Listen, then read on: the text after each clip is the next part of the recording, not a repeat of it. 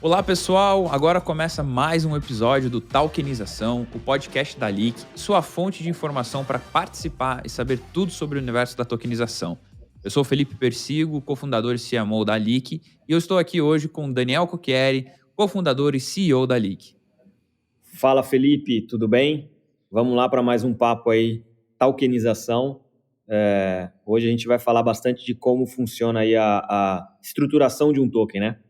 Exatamente. Hoje o pessoal que está nos ouvindo vai poder entender como funciona o processo, né, da tokenização. Eu acho que a gente vai poder explicar muito bem as 4 etapas que existem nesse processo, desde a análise do ativo até como que os retornos são pagos para quem comprou os tokens, né? Então, pessoal, vocês vão sair desse episódio realmente entendendo como funcionam todos os agentes que participam na construção de um token, como que realmente o ativo é fragmentado digitalmente, quais as tecnologias que garantem a segurança em todas as partes e como que os investidores que compram os tokens podem, né, se sentir seguros e receber toda essa remuneração. Bom, acho que para a gente começar, Daniel, acho que uma pergunta que talvez as pessoas estejam se fazendo agora.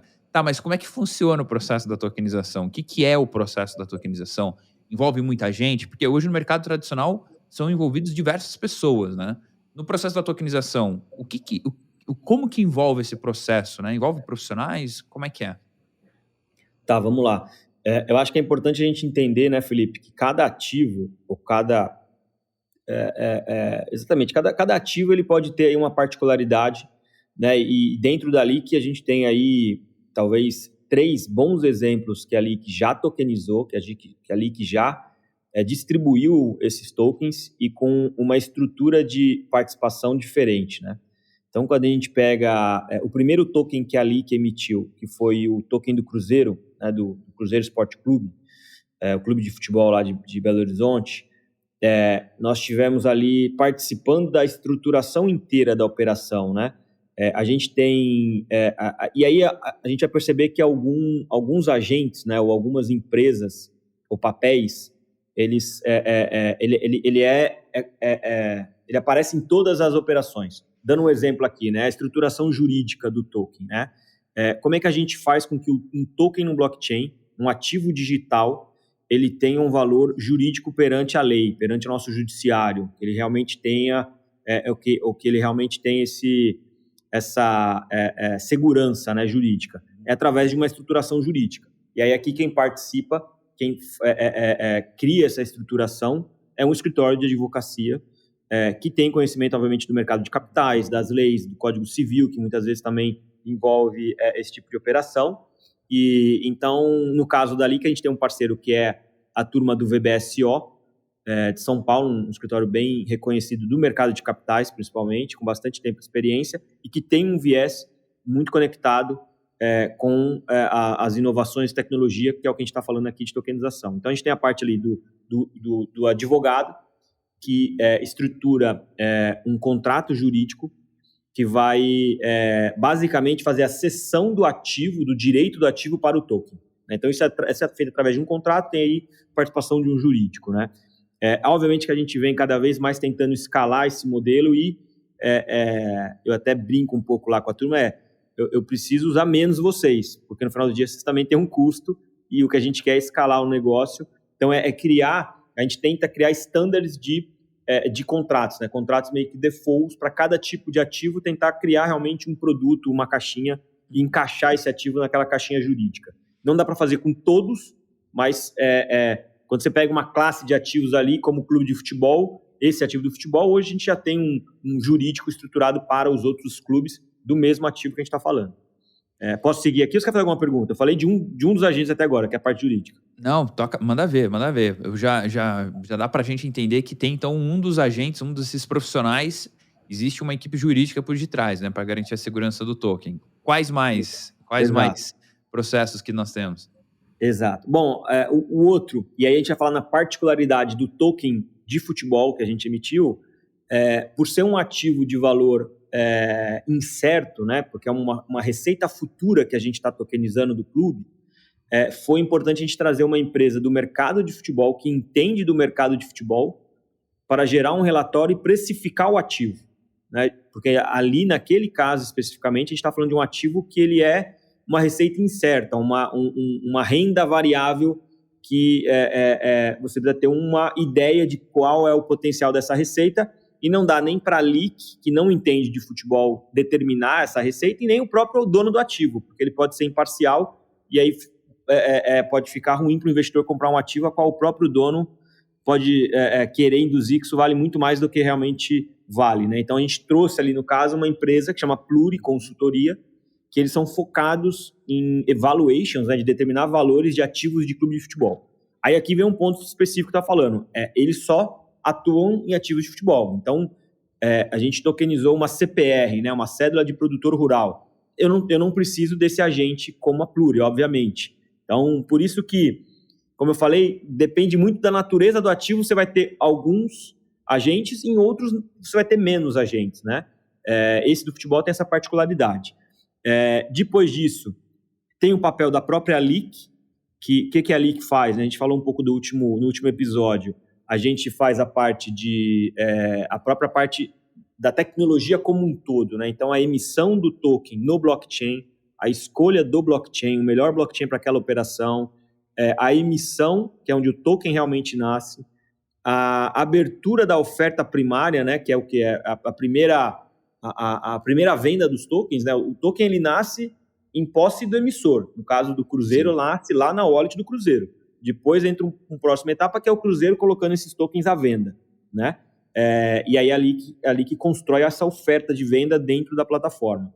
E aí acontece a distribuição, que acontece na plataforma da LIC, que é a venda, onde o investidor entra, compra o token.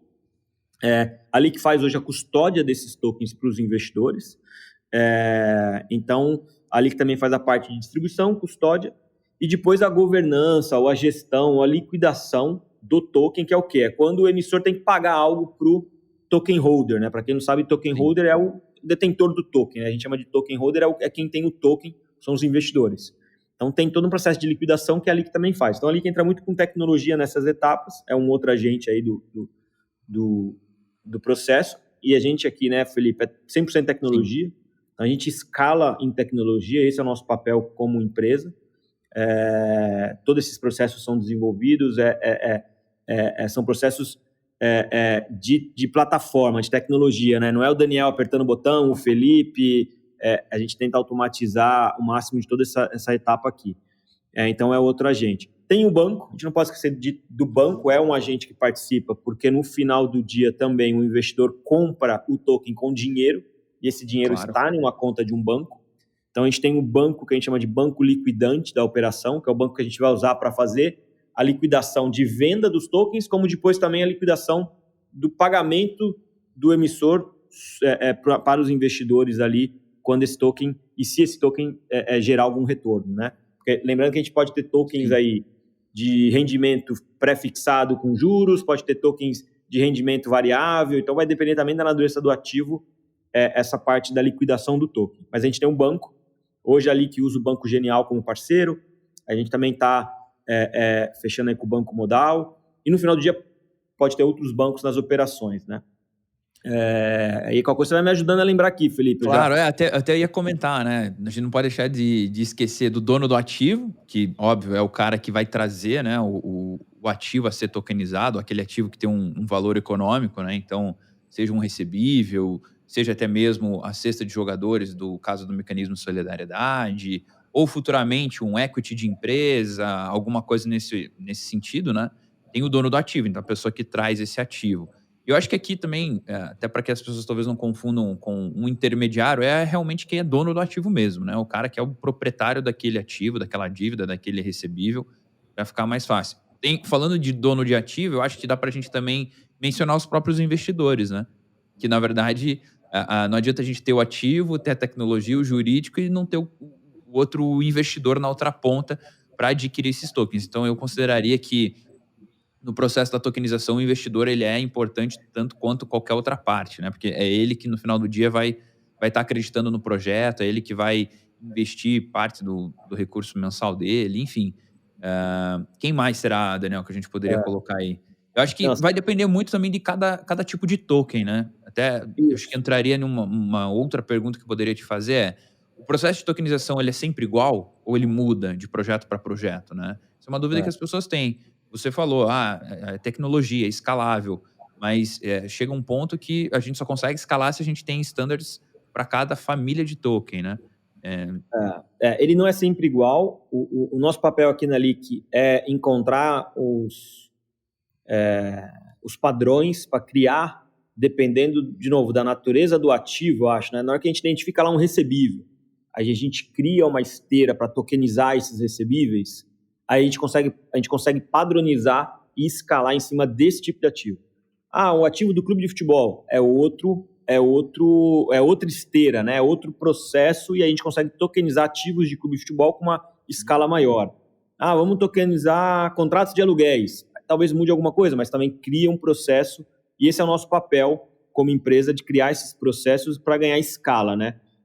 A gente aqui dentro da Leak tem uma preocupação em não, hoje, sair tokenizando cada ativo diferente, porque é mais difícil você ganhar escala no negócio, né, Felipe? Então, muita gente procura a Leak falando, eu tenho uma herança, quero tokenizar. Eu tenho um negócio pequeno aqui na minha cidade, queria tokenizar. Eu tenho um clube aqui de empresas e queria tokenizar ou criar um token. Mas aí você começa a entrar numa particularidade muito, muito específica de cada negócio, e que é possível tokenizar também, só não é o papel da Leak, não é o nosso foco. Então, o que a Leak hoje vem buscando é ativos que você consiga criar uma esteira, né, que já é um desafio muito grande. A gente já vem vivenciando isso nesses 7 meses de Leak, né, de como a gente está ainda construindo essas esteiras para que ganhe escala, e para isso a gente precisa identificar determinados ativos e os seus agentes em torno dele, e criar essa esteira para poder ganhar escala na hora de tokenizar esse ativo. A gente está aí, talvez, tokenizando hoje, né, Felipe? A gente está falando aí, hoje é dia 17 de setembro, eu acho, 18. Tô meio... Só para quem escutar aqui ter uma noção de tempo, né? Ali que está tokenizando aí 4, 5, 6 tokens é a nossa expectativa por mês, a partir do mês que vem aí. Mas o nosso objetivo é tokenizar 50, 100 ativos, criar realmente um grande marketplace, e esse é o desafio nosso aqui, e para isso a gente precisa criar essa escala, criar essa esteira, criar esses processos, né? Então não dá para sair tokenizando tudo.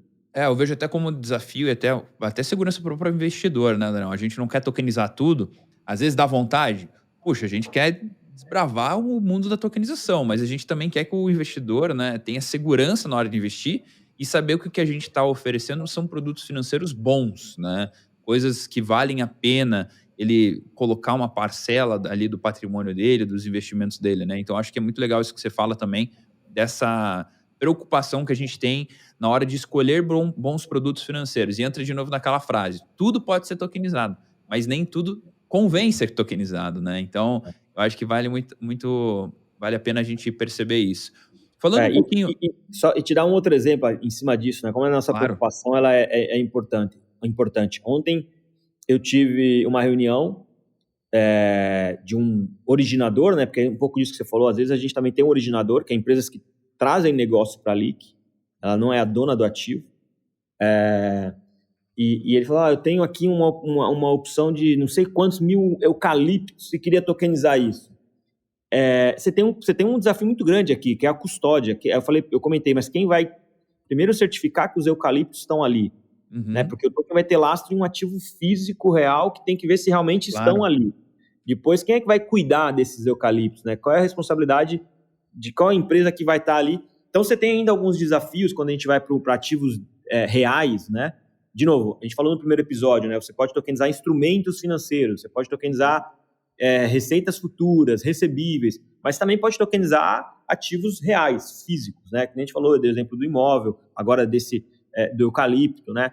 Mas você tem desafios aí a serem vencidos do ponto de vista que não é muito tecnologia, só tecnologia, né? Eu vou até falar para a gente não estender muito nesse assunto, para deixar o pessoal que está ouvindo a gente com um pouquinho do gostinho de que tipo de ativo pode ser tokenizado, porque no próximo episódio a gente vai falar sobre ativos que podem ser tokenizados, como é que funciona isso.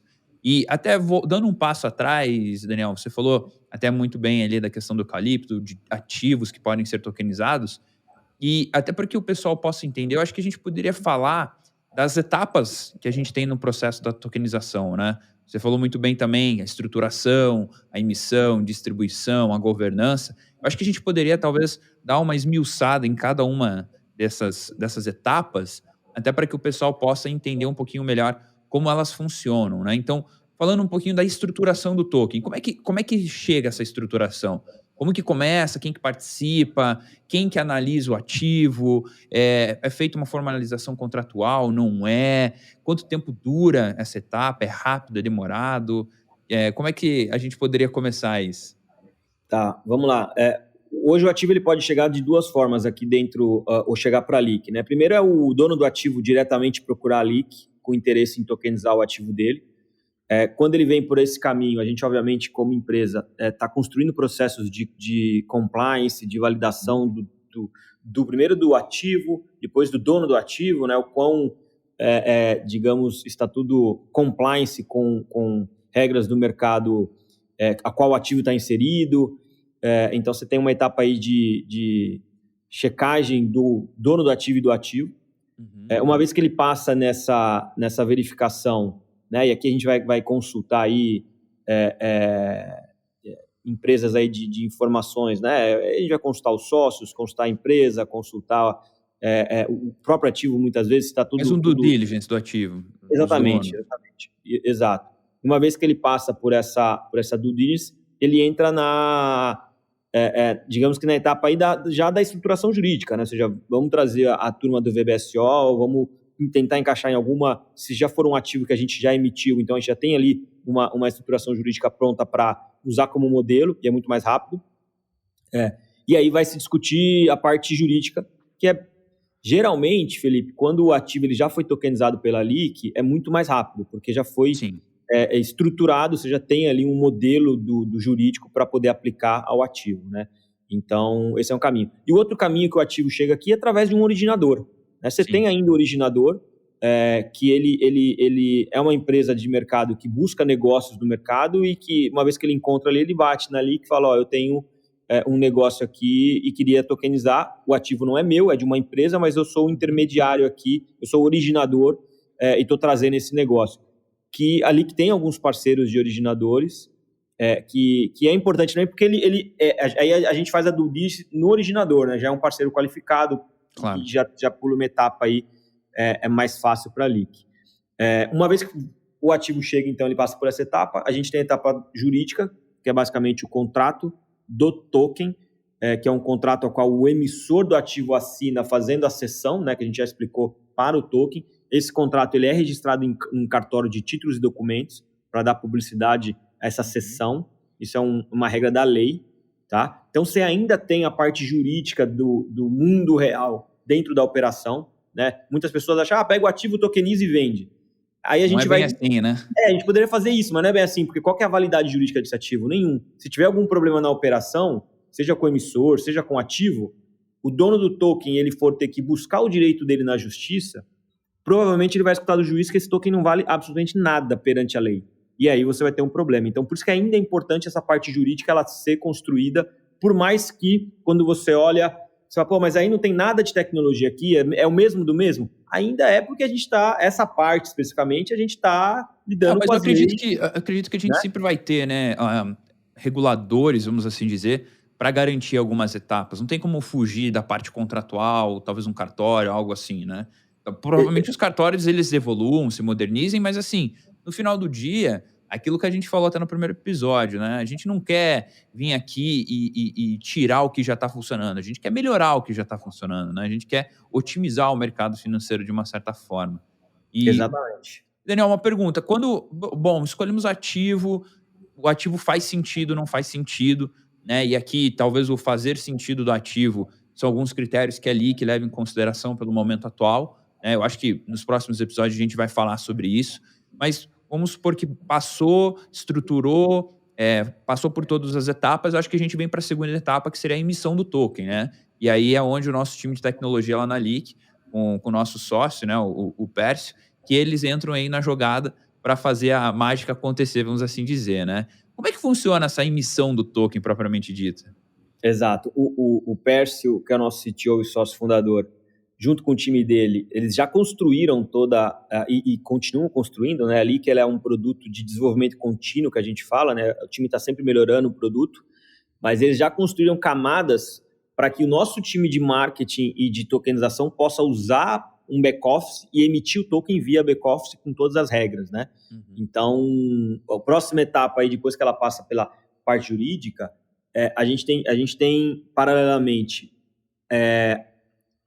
o time de marketing da Leak, né, e o time de tokens da Leak trabalha na oferta, na construção da oferta do token, né? O que é a construção da oferta, né, Felipe? É definir nome do token, sigla do token, pegar todas as informações do emissor, pegar todas as informações do que está dando lastro para o token, o que é o ativo. Então, é compilar tudo isso e imputar dentro da plataforma da Leak em uma interface de oferta. Aqui é quase como uma oferta de uma debenture lá nos bancos, nas corretoras. O investidor ter um acesso a o que ele está comprando, o que está por trás, quem é os emissores, né? Qual que é o que a gente chama de economics, né? Mas qual que é o modelo financeiro do token, né? O que financeiramente esse token é? Qual que é a oportunidade financeira que eu investidor, estou comprando, né? Então, tudo isso é configurado em uma oferta pelo nosso time, né? Que é o time de marketing, o time de tokens, fazem esse trabalho. Depois do jurídico, né? E, paralelamente, entra-se também no back-office e a gente configura ali todo o token, né? A gente tem duas etapas aqui. Primeiro, nasce o token, né? Com as informações do token. Depois, nasce a oferta, com as informações da oferta, né? As pessoas tendem a achar que tudo é a mesma coisa, mas, na verdade, não é. Eu preciso ter o token para depois ofertar, né? E uma coisa é independente aqui. Eu posso ter o token e não ofertar. Não quero vender ele agora. Então, a gente tokenizou um ativo e o emissor falou, não, deixa ele aqui comigo, está tokenizado, já virou uma representação digital, já está mais líquido, mas eu não quero ofertar ele agora. Geralmente, o processo acontece junto, né? A gente emite e abre a oferta, mas só para as pessoas entenderem que não necessariamente é obrigado. Você tem a emissão do token e depois você tem a oferta de venda desses tokens, que pode acontecer na Leak ou pode acontecer em outras plataformas que têm uma conexão com blockchain ou com tokens, né? Por exemplo, corretoras de criptomoedas poderiam ofertar esses tokens também, a não ser só a Leak. Show. Eu acho que então, eu acho que até entrando nessa parte que você comentou, né? Então, vai lá para a parte da tecnologia, marketing, desenvolve todos os processos. Uma vez tudo pronto, eu acho que daí a gente vai para a próxima etapa, né? Seria de fato a distribuição, a listagem. Hoje a gente cuida da distribuição do mercado primário, né? Onde é a primeira oferta para o investidor. Mas como é que funciona essa etapa? Assim, a gente abre essa oportunidade? Existe alguma coisa diferente que acontece nesse processo? Ou é muito similar a, por exemplo, talvez um IPO, alguma coisa assim? Tem alguma comparação que você gosta de fazer até para o pessoal entender ou não? Ele pode ser similar a um IPO, mas ao mesmo tempo é bem diferente, né? Até porque eu venho conversando bastante com o mercado financeiro, entendendo também, por exemplo, o que é um processo de um IPO, como é que é feita a venda, como é que é feito... E ali é um mundo bem mais complicado do que a gente está falando aqui. Talvez eles precisariam de uns 4 podcasts para explicar o que é um processo de um IPO, no mínimo. Mas, resumindo, a oferta ela abre, o investidor entra, lê aquela página, aquele conteúdo. Existe uma lâmina, né, que é o que o mercado financeiro chama de... Não sei se você vai lembrar o nome, Felipe. Os fundos têm uma... aquela página, né? A lâmina do o prospecto, isso.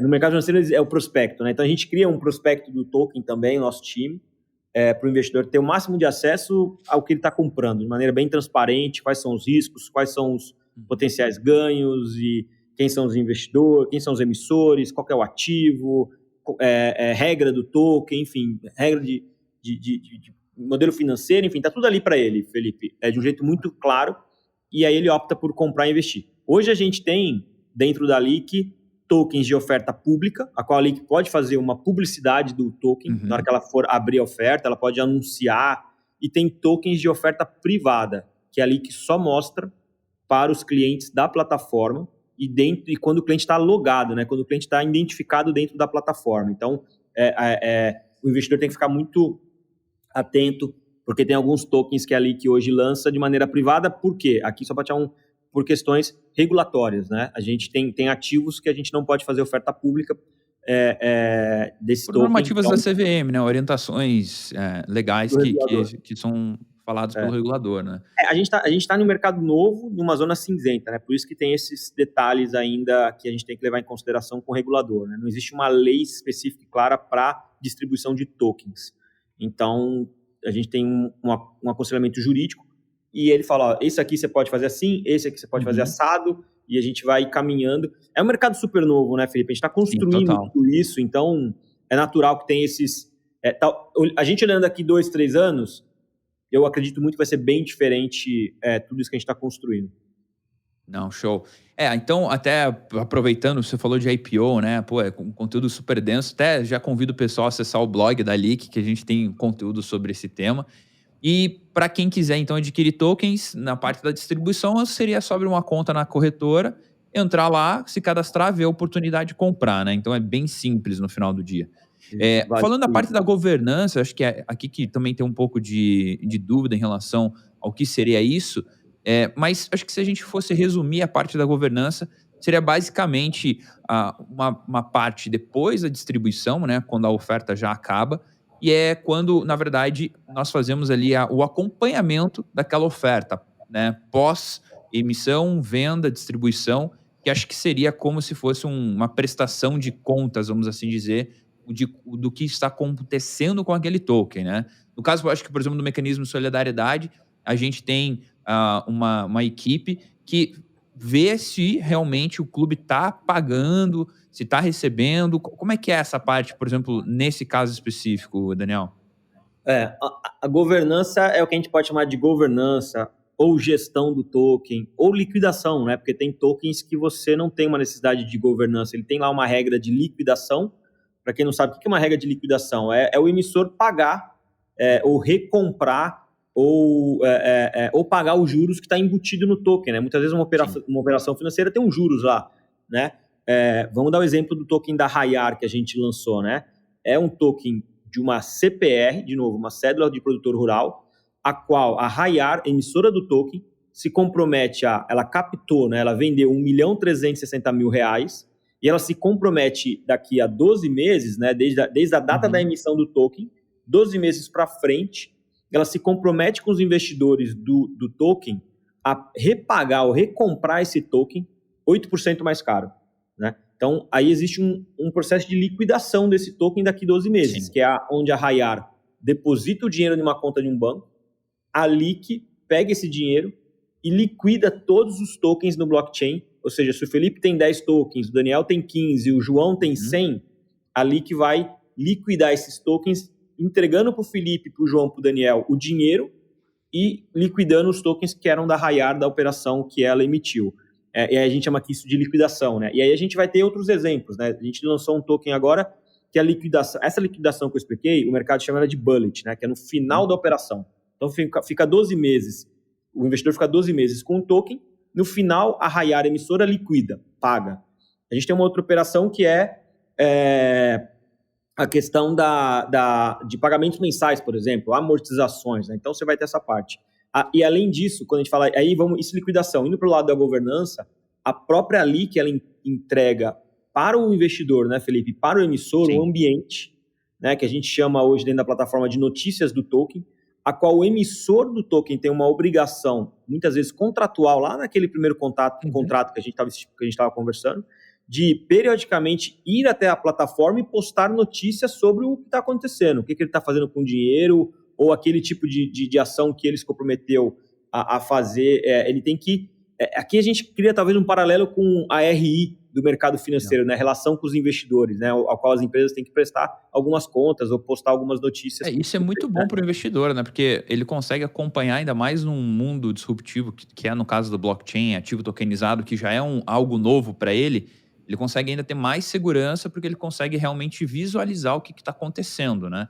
E talvez, até por nós usarmos blockchain, falarmos muito da transparência, todo o processo, como funciona, essa questão das notícias que os donos dos ativos, né, mostram para os investidores, é muito bom isso. Porque traz mais segurança no final do dia, traz mais respaldo para quem está investindo. Quem que não gosta de saber o que está acontecendo com o dinheiro, né? Hoje, se você vai a algum produto financeiro, muitas vezes você nem sabe direito o que está acontecendo. Então, isso é muito importante. Ou é muito complexo, né, Felipe? Ou é muito um linguajar muito complexo e aí o investidor acaba não entendendo. E é só você pegar um prospecto de um investimento, às vezes ele é feito para o investidor não entender, né? De tão complexo que ele é. E acho que o mundo está mudando, a transformação está acontecendo, as pessoas estão cada vez mais empoderadas de informação para tomar suas decisões e a informação tem que ser clara, né? Então, ali que criou ali um ambiente para que o emissor e o investidor eles tenham uma área a qual eles possam, o investidor de um lado, acompanhar o que está acontecendo naquele projeto que ele adquiriu os tokens. Muitas vezes tem projetos que não tem muito que acompanhar, né? Que são projetos de, por exemplo, vamos pegar uma antecipação de um contrato de aluguel. Sim. Não tem muito o que acompanhar. Todo mês o emissor tem que ir liquidando o contrato mensalmente ali, o investidor só está recebendo e é ali que faz toda essa comunicação de, o emissor pagou esse mês, liquidou esse mês X mil reais. Então, você que é dono do token recebeu X reais, que é a parcela proporcional ao que você tem direito desse ativo. E aí tem ali esse ambiente, que a gente pode chamar assim, às vezes, de governança, né, ou de gestão do token. Então, tudo isso é a etapa final, né? Porque quando a gente começou esse negócio, Felipe, até pra gente terminar, porque a gente está estourando aqui o nosso podcast de tempo, a gente sempre falou, né? E você participou desde o Day One aí, poxa, é muito fácil quando fala, vou emitir um token. É muito fácil realmente emitir um token. A gente sabe que, tecnicamente, emitir um token, ainda mais um token sem nenhuma regra, só um token lá no blockchain... 2 cliques, vamos assim dizer, né? Exatamente, não é aí... Não é. Então, quando uma empresa procura o mercado, eu tenho um ativo bacana que passou e quero emitir um token, ela tem que ver todo esse processo 360, né? Não é só emitir, é distribuir, é depois fazer a gestão desse recurso na parte do token, né? Às vezes esse token ele tem que gerar um pagamento, ele tem que gerar uma obrigação. Como é que você controla todo esse ambiente? Então, essa acho que é a dor desse mercado hoje que ele tenta ajudar, né? Construindo todo esse ambiente para que isso aconteça e possa ganhar escala.